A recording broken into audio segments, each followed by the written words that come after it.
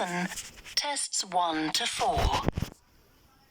Published by Cambridge University Press and Cambridge English Language Assessment 2016. This recording is copyright. CD 1. Test 1. You will hear a number of different recordings, and you will have to answer questions on what you hear. There will be time for you to read the instructions and questions, and you will have a chance to check your work. All the recordings will be played once only.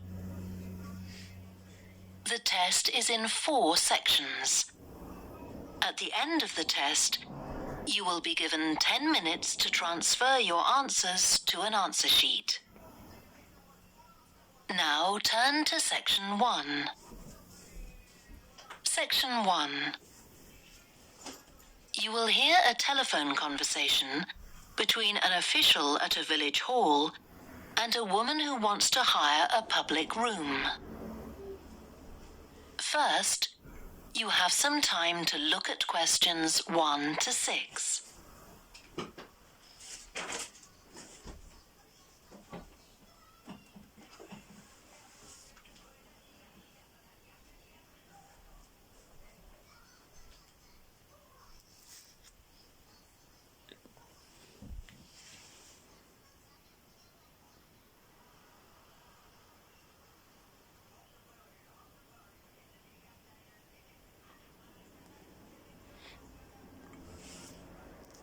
You will see that there is an example that has been done for you.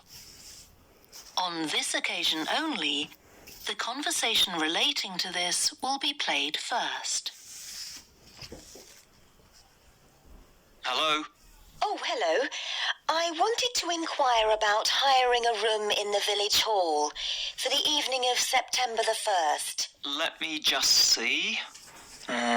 Yes, we have both rooms available that evening. There's our main hall, that's got seating for 200 people, or there's the Charlton room.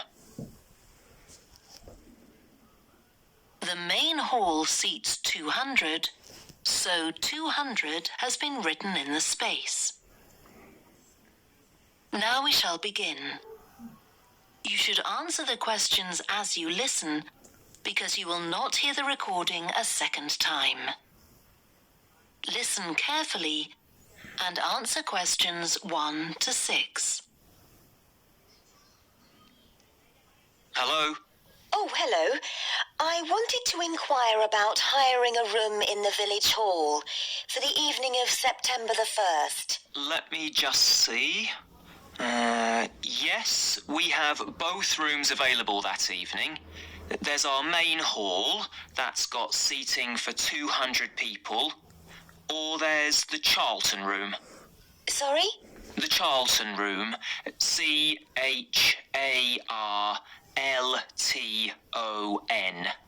That's got seating for up to 100.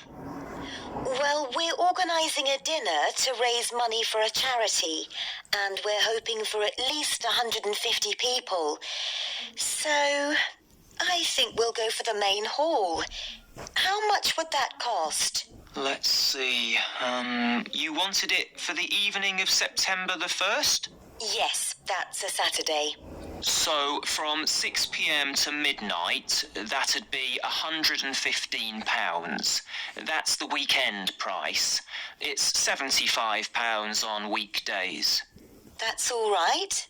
And I have to tell you, there's also a deposit of £250, which is returnable, of course, as long as there's no damage.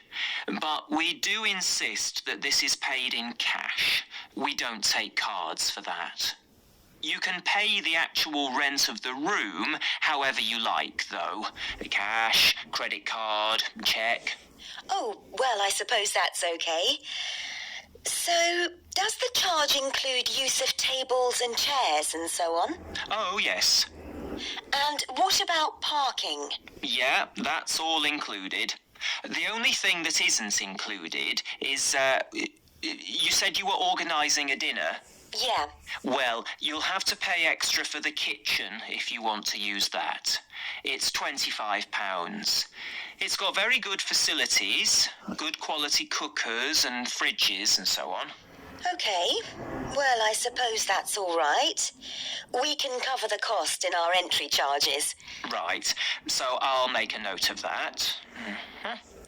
Now, there are just one or two things you need to think about before the event. For example, you'll have to see about getting a license if you're planning to have any music during the meal. Oh, really? It's quite straightforward. I'll give you the details later on. And about a week or 10 days before your event, you'll need to contact the caretaker, that's Mr. Evans, to make the arrangements for entry.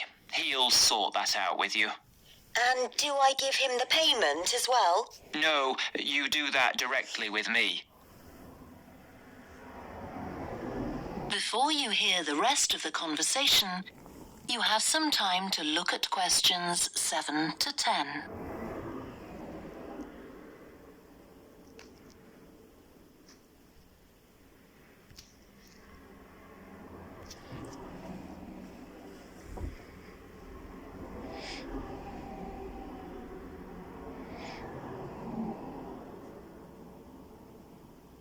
Now listen and answer questions 7 to 10.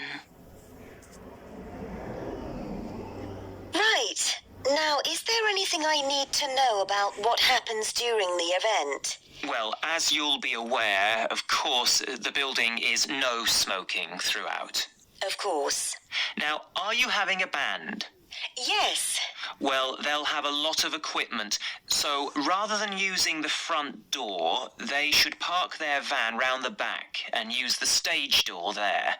You can open that from inside, but don't forget to lock it at the end. Okay. And talking of bands, I'm sure I don't need to tell you this, but you must make sure that no one fiddles about with the black box by the fire door. That's a system that cuts in when the volume reaches a certain level. It's a legal requirement. Sure. Anyway, we want people to be able to talk to one another, so we don't want anything too loud. Oh, that reminds me. We'll be having speeches. Are there any microphones available? Yep, just let the caretaker know. He'll get those for you. Right, now, when the event is over, we do ask that the premises are left in good condition. So there's a locked cupboard, and you'll be informed of the code you need to open that. It's got all the cleaning equipment, brushes and detergent and so on. Right. So, what do we need to do after everyone's gone? Sweep the floors, I suppose? Well, actually, they have to be washed, not just swept. Then you'll be provided with black plastic bags, so all the rubbish must be collected up and left outside the door. Of course. We'll make sure everything's left tidy. Oh, and I forgot to ask. I presume we can have decorations in the room? Yes, but you must take them down afterwards. Sure. And the chairs and tables should be stacked up neatly at the back of the room. I'll make sure I've got a few people to help me. That is the end of section 1. You now have half a minute to check your answers.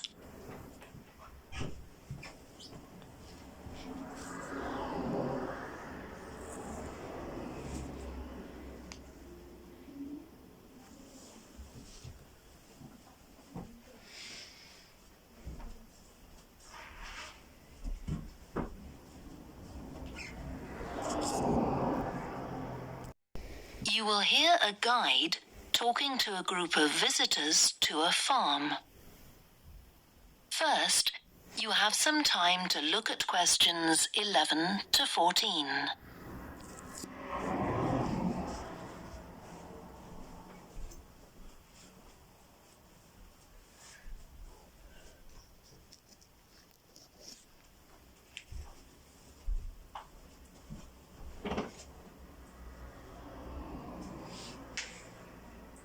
Listen carefully and and answer questions 11 to 14.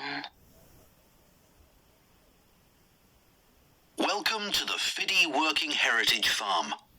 This open-air museum gives you the experience of agriculture and rural life in the English countryside at the end of the 19th century. So you'll see a typical farm of that period, and like me, all the staff are dressed in clothes of that time. I must give you some advice and safety tips before we go any further. As it's a working farm, please don't frighten or injure the animals. We have a lot here, and many of them are breeds that are now quite rare. And do stay at a safe distance from the tools. Some of them have sharp points, which can be pretty dangerous, so please don't touch them. We don't want any accidents, do we?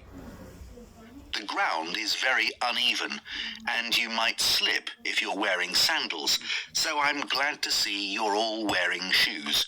We always advise people to do that. Now, children of all ages are very welcome here, and usually even very young children love the ducks and lambs, so do bring them along next time you come. I don't think any of you have brought dogs with you, but in case you have, I'm afraid they'll have to stay in the car park unless they're guide dogs. I'm sure you'll understand that they could cause a lot of problems on a farm. Before you hear the rest of the talk, you have some time to look at questions 15 to 20.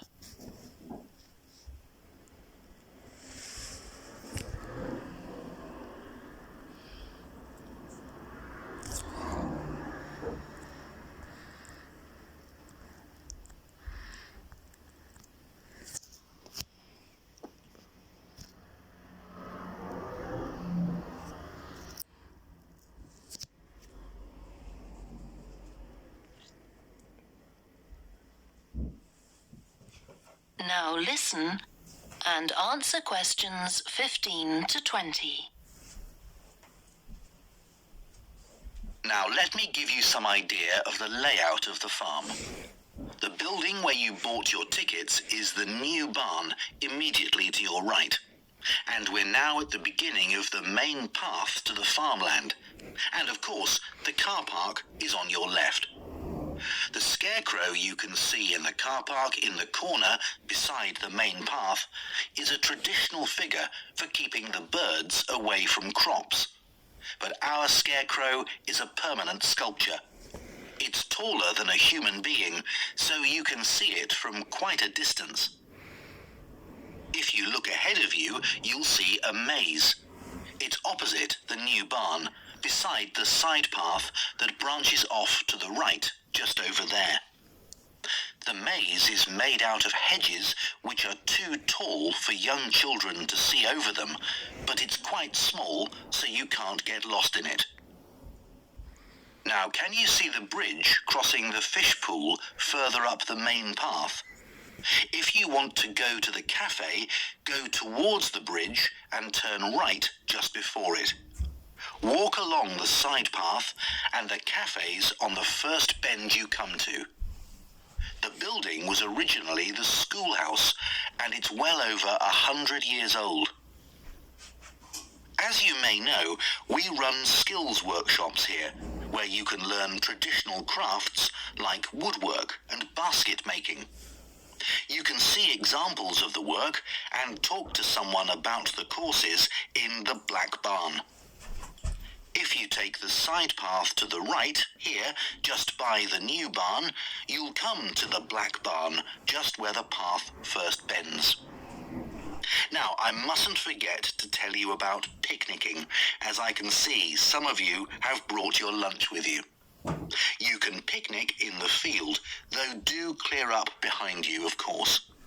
Or if you'd prefer a covered picnic area, there's one near the farmyard, just after you cross the bridge. There's a covered picnic spot on the right. And the last thing to mention is Fiddy House itself. From here you can cross the bridge, then walk along the footpath through the field to the left of the farmyard. That goes to the house, and it'll give you a lovely view of it. It's certainly worth a few photographs, but as it's a private home, I'm afraid you can't go inside. Right, well, if you're all ready, we'll set off on our tour of the farm. That is the end of section 2. You now have half a minute to check your answers.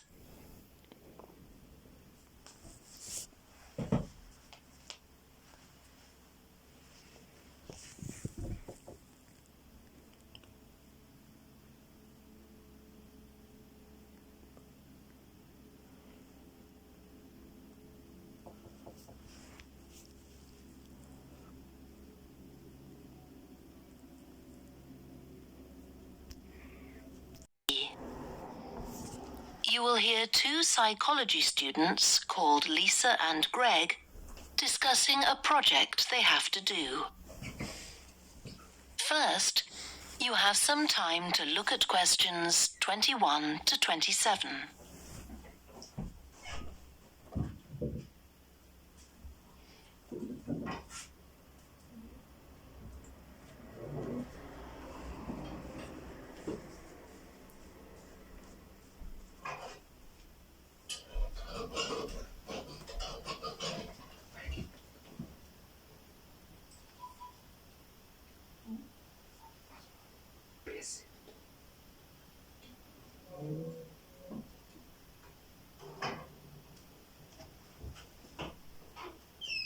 Now listen carefully and answer questions 21 to 27.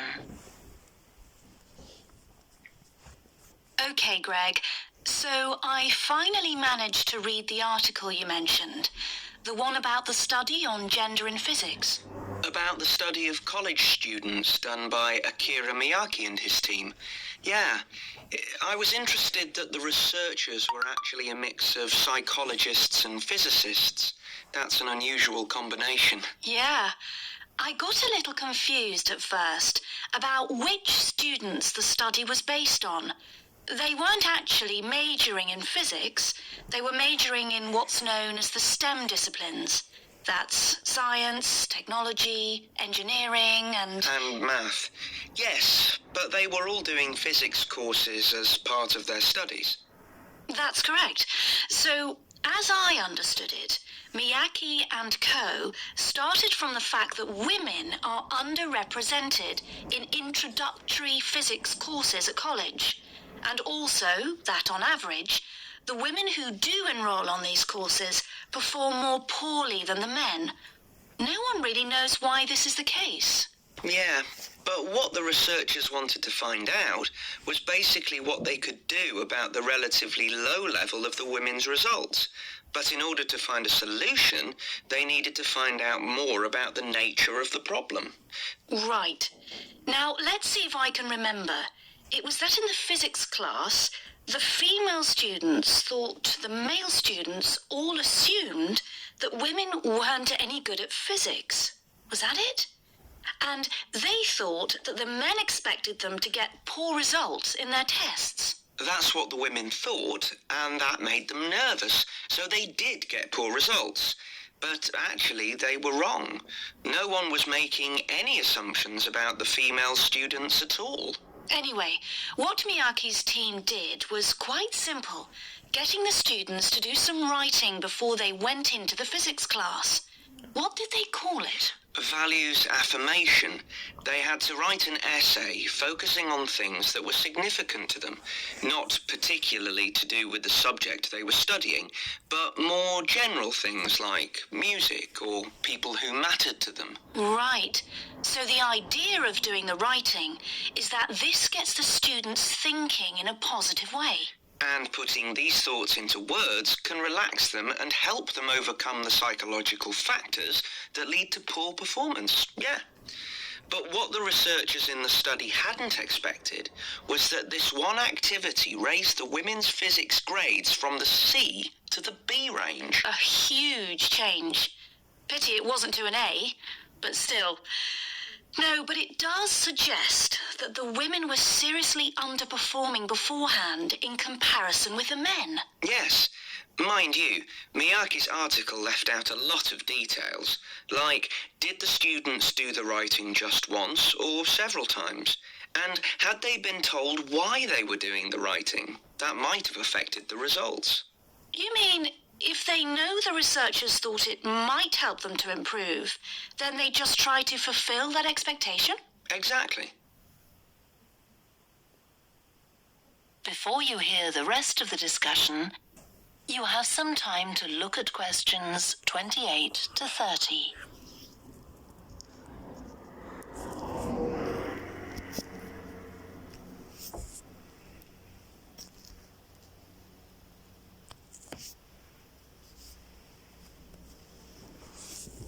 Now listen and answer questions 28 to 30.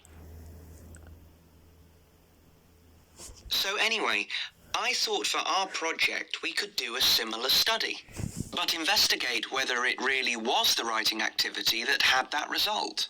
Okay, so we could ask them to do a writing task about something completely different, something more factual, like a general knowledge topic. Maybe. Or we could have half the students doing a writing task and half doing something else, like an oral task. Or even half do the same writing task as in the original research and half do a factual writing task. Then we'd see if it really is the topic that made the difference or something else. That's it. Good. So, at our meeting with the supervisor on Monday, we can tell him we've decided on our project. We should have our aims ready by then. I suppose we need to read the original study. The article's just a summary. And there was another article I read by Smolinski. It was about her research on how women and men perform in mixed teams in class, compared with single-sex teams and on their own. Let me guess. The women were better at teamwork. That's what I expected. But actually, the men and the women got the same results, whether they were working in teams or on their own. But I guess it's not that relevant to us. What worries me, anyway, is how we're going to get everything done in the time. We'll be okay now we know what we're doing. Though I'm not clear how we assess whether the students in our experiment actually make any progress or not. No, we may need some advice on that. The main thing's to make sure we have the right size sample, not too big or too small. That shouldn't be difficult. Right, what do we need to do next? We could have a look at the timetable for the science classes. Or perhaps we should just make an appointment to see one of the science professors. That'd be better. Great. And we could even get to observe one of the classes. What for? Well, okay, maybe let's just go with your idea. Right, well, I think that's everything for now. That is the end of section 3. You now have half a minute to check your answers.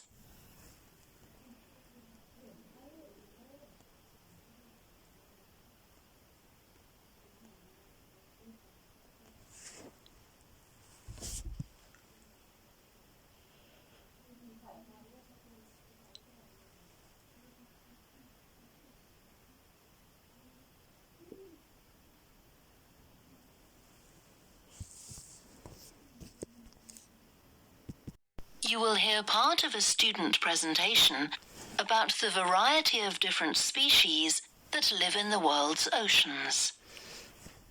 First, you have some time to look at questions 31 to 40.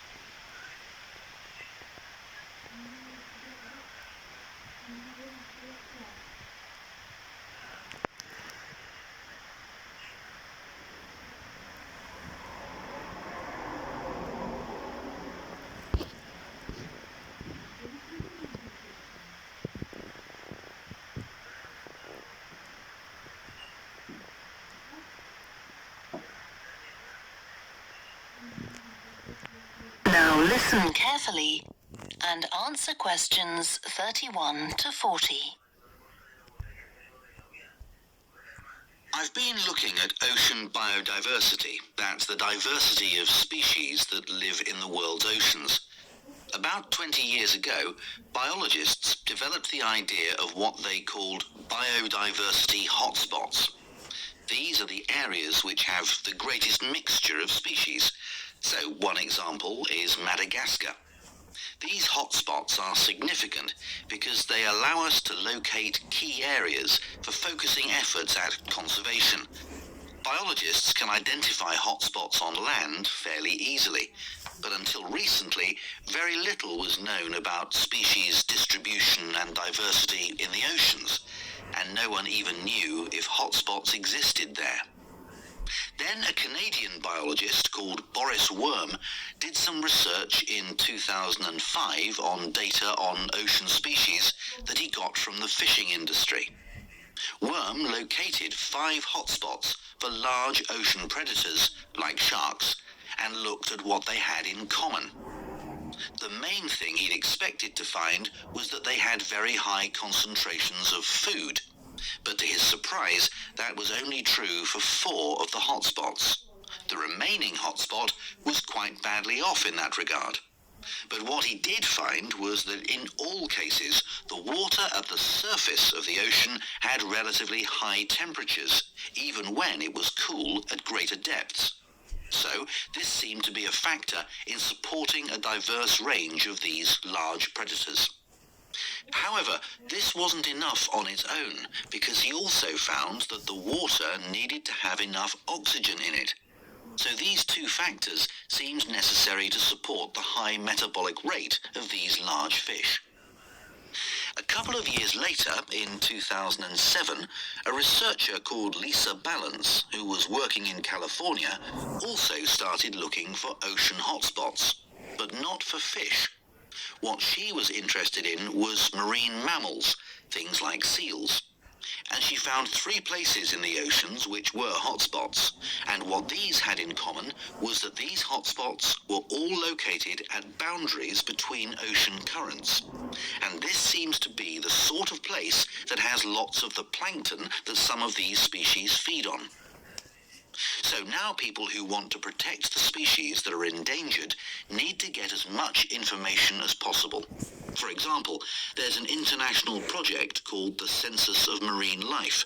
They've been surveying oceans all over the world, including the Arctic.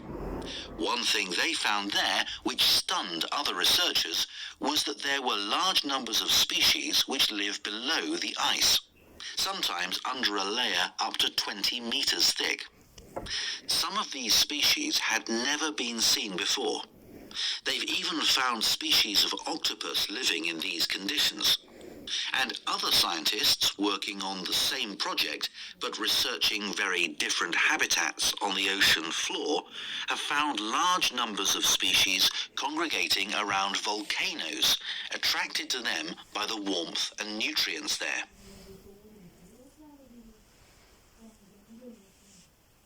However, biologists still don't know how serious the threat to their survival is for each individual species. So a body called the Global Marine Species Assessment is now creating a list of endangered species on land, so they consider things like the size of the population, how many members of one species there are in a particular place, and then they look at their distribution in geographical terms.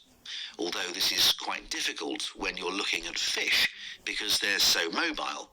And then thirdly, they calculate the rate at which the decline of the species is happening. So far, only 1,500 species have been assessed, but they want to increase this figure to 20,000. For each one they assess, they use the data they collect on that species to produce a map showing its distribution. Ultimately, they will be able to use these to figure out not only where most species are located, but also where they are most threatened. So, finally, what can be done to retain the diversity of species in the world's oceans? Firstly, we need to set up more reserves in our oceans, places where marine species are protected. We have some, but not enough. In addition, to preserve species such as leatherback turtles, which live out in the high seas but have their nesting sites on the American coast, we need to create corridors for migration, so they can get from one area to another safely. As well as this, action needs to be taken to lower the levels of fishing quotas to prevent overfishing of endangered species. And finally, there's the problem of bycatch. This refers to the catching of unwanted fish by fishing boats. They're returned to the sea, but they're often dead or dying. If these commercial fishing boats used equipment which was more selective so that only the fish wanted for consumption were caught, this problem could be overcome. Okay, so does anyone have any questions about... That is the end of section 4. You now have half a minute to check your answers.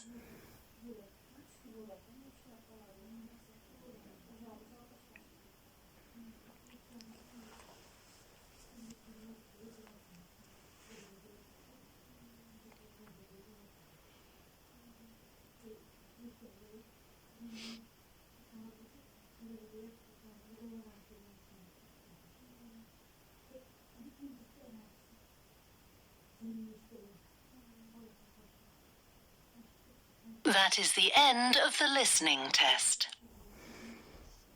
You now have 10 minutes to transfer your answers to the answer sheet.